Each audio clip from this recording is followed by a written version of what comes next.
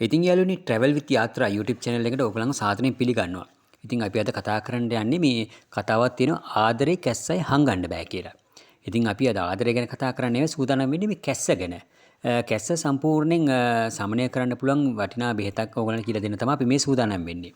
සාමාන්‍යයෙන් ඕගොල්ලන්ට සෙම සහිත කැස්සක් එහෙම නැත්නම් වියලි කැස්සක් මේ මොන වගේ කැස්සක් තිබුණත් ප්‍රශ්නයක් නැහැ.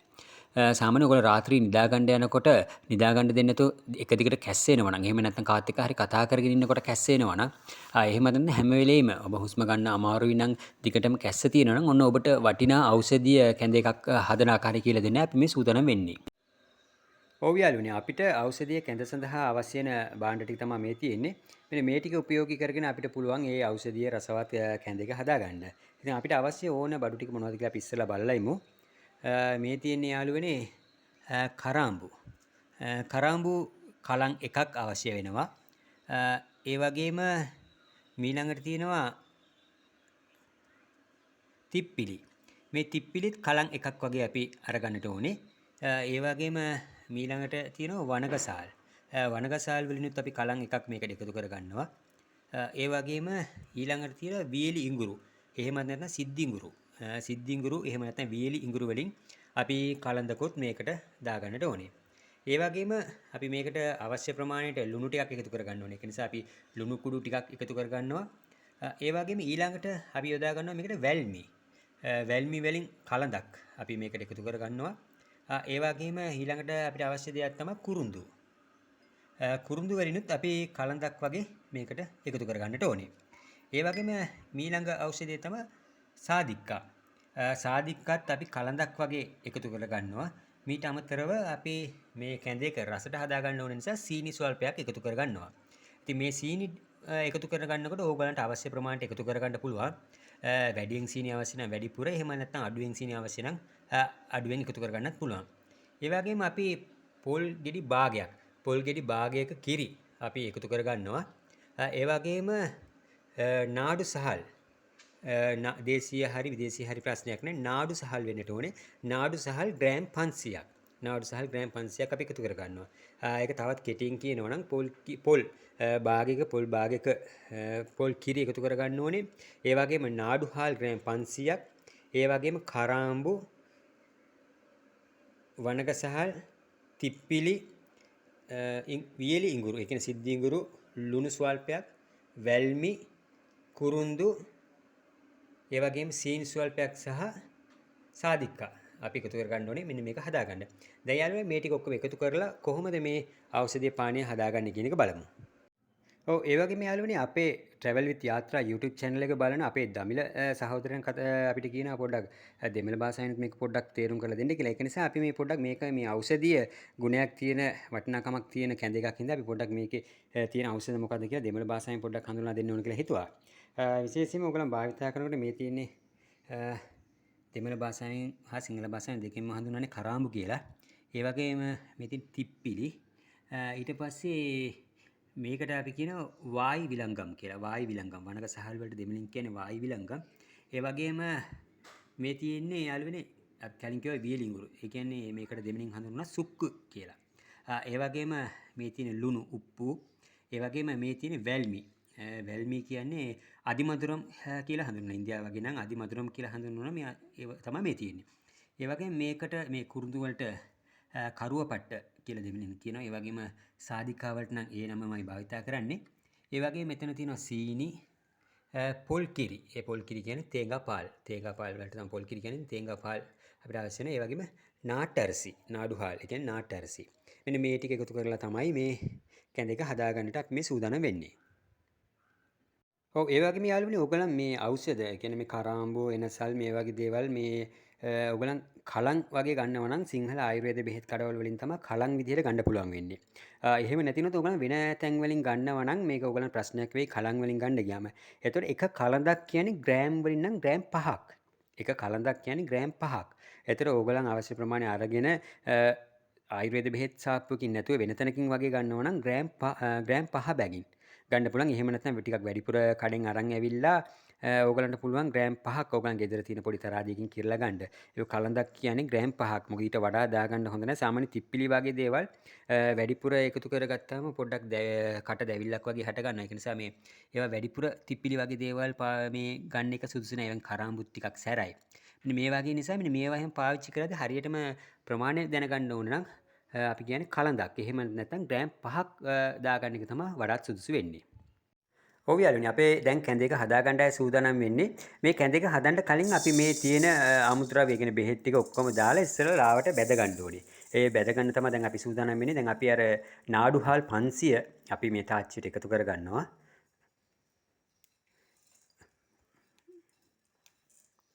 ඔව් ඒකත් එක්කම යාළුවනේ අපි ඒකත්ම මේ ඖෂධ ටික අපි එකතු කරගන්න ඉස්සෙල්ලා අපි එකතු කරගන්න කරාම්බු ඊළඟට එකතු කරගන්නවා තිප්පිලි ඒ වගේම සාදික්කා එකතු කරගත්තා ඊට පස්සේ අපි එකතු කරගන්නවා කුරුඳුත් එක්ක එකතු කරගන්නවා වැල්මි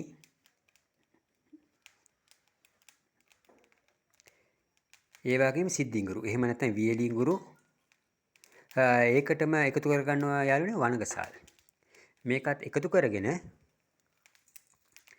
සම්පූර්ණ මේ ටික ඔක්කොම එකතු කරගෙන අපි හොඳට හැඳි ගාලා මේක බැද ගන්න ඕනේ. මේකෙදී අපි සැලකිලිමත් වෙන්න ඕනේ මේ මද රස්නේ තමයි වැදගත් වෙන්නේ. මොකද මේක රස්නේ වැඩි වුණොත් එහෙම මේක කර වෙලා යන්න පුළුවන්. එහෙම කර වෙලා ගියොත් එහෙම බොන්න බෑ තිත්තරහක් එනවා. ඒක නිසා අපි මේ ටික දාගන්නවා. හැබැයි මේකට මතක තියාගන්න සීනි ලුණු ඒ දෙක අපි එකතු කරන්නේ නැහැ දැම්ම. ඒක අපි පස්සේ එකතු කරන්න තියාගන්නවා. දැන් අපි මේක දාලා මෙන්න මේ වගේ ලිපේ තියලා රන්වන් පාටට වෙනකන් අපි බැද ගන්නවා. කළු පාට වෙන්න හොඳ නැහැ. කළු පාට වුණොත් නම් කන්න බෑ. මේ කැඳේක බොන්න බැරි වෙනවා. ඒක නිසා අපි පොඩ්ඩක් මේක සාමාන්‍යයෙන් රත්තරන් පාටට වගේ එනකන් හොඳින් මේ බැද ගන්න ඕනේ.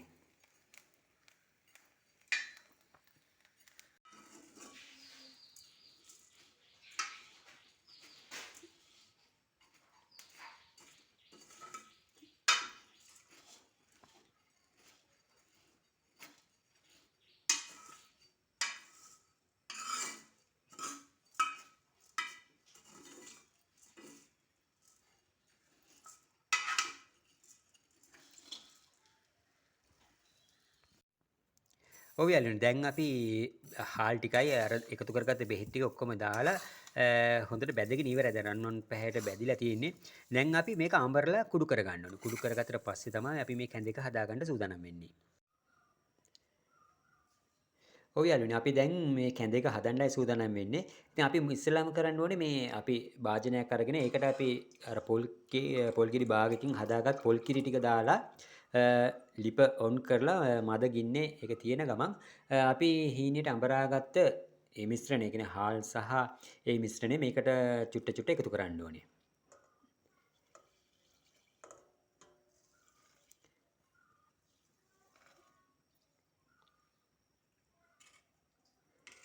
ඔය ඔයගොල්ලන්ට පේනවා ඇති දැන් අපි බෙහෙත් මිශ්‍රණය ඒ කියන්නේ නාඩු හාල් 500 සහ අනිත් කලං එක බැගින් ගත්ත ඔක්කොම ඖෂධ ටික එකට අඹරලා ඒ කුඩු ටික අපි මේ පොල් කිරි වලට දාලා හොඳින් හැඳි ගා ගන්න ඕනේ.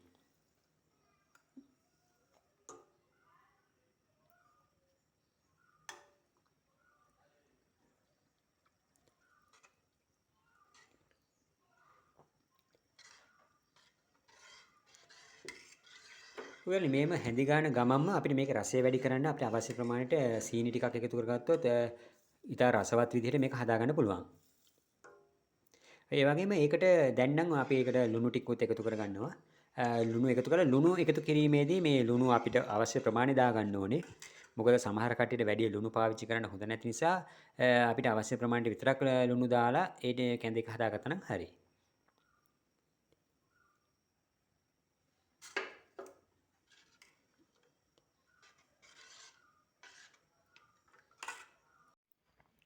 ඔව් යාළුවනේ දැන් නම් කැඳ එක හරියට හැදීගෙන ඇවිල්ලා තියෙන්නේ. දැන් තියෙන්නේ ලිපෙන් බාලා නිවෙනකන් ඉන්න තමයි තියෙන්නේ. අපි දැන් මේ කැඳ එක අරගෙන කෝප් එකට දාලා දැන් නම් ඔන්න බොන්න පාවිච්චි කරන්න පුළුවන්. දැන් නම් ඔන්න බොන්න පුළුවන්. දැන් නම් හරියට හැදිලා තියෙනවා. හැබැයි සුවඳක් තියෙනවා මේ බෙහෙත් වල සුවඳ නියමෙටම තියෙනවා. ඉතින් මේක ඔයගලන්ට අවශ්‍ය ප්‍රමාණය කෝප් එකට අරගෙන මේක දැන් නම් බොන්න පුළුවන්. බොන්න පුළුවන් තත්ත්වයේ තියෙන්නේ. හැබැයි ඊටාම රසවත් කැඳ එකක්.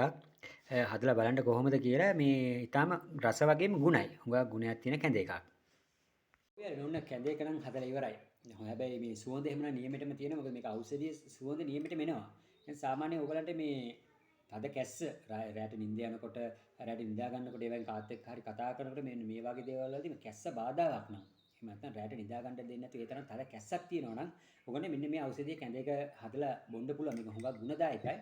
මේක පොඩි අයට ලොකු අයට මහලු මේ ඕනම කෙනෙකුට හොඳට බොන්න පුළුවන්. ඒ වගේම තමයි කැස්සක් තියෙන්නටම ඕනේ නැහැ. නිකන් සාමාන්‍යයෙන් හවස් වරුවක වගේ නිකන් හදලා බොන්නත් පුළුවන්. මොකද මේකේ රසායනික ද්‍රව්‍ය කෘත්‍රිම වර්ණක රසකාරක කිසිම දෙයක් නැහැ. මේක 100%ක්ම දේශීය ආයුර්වේද ක්‍රමයක් අනුව හදන කැඳක් හින්දා ඔයගොල්ලෝ බය නැතුව ලොකු පොඩි ඕන කෙනෙකුට පාවිච්චි කරන්න පුළුවන්. ඉතින් ඔන්න නිකන් ඉන්න ගමන් පොඩක් හදලා බීලා බලන්න. එහෙම නැත්නම් උඩ කැස්ස තියෙනවා නම් පොඩක් හදලා බීලා බලන්න කොහොමද කියලා.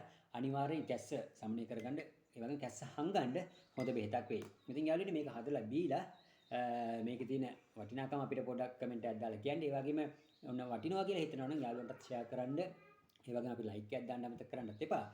අපේ යාත්‍රා ට්‍රැවල් විත් යාත්‍රා channel එක subscribe කරන්න කියලා මතක් කරන ගමන් එහෙනම් අදට අපි සමුගෙන යනවා. ඔයගලන්ට තවත් දවසක මේ වගේ ලස්සන වීඩියෝ තුලින් හමු වීම බලාපොරොත්තු වෙන. ඉතින් අපි ට්‍රැවල් විත් යාත්‍රා තුලින් අදත් ප්‍රාර්ථනා කරනවා ඔයගලන්ට වාසනාවන්ත නිරෝගීමත් ජීවිතයක් ලැබෙන්න කියලා ප්‍රාර්ථනා කරමින් එහෙනම් අදට සමු ගන්නවා. තවත් දවසක හමු වීම බලාපොරොත්තු වෙනවා.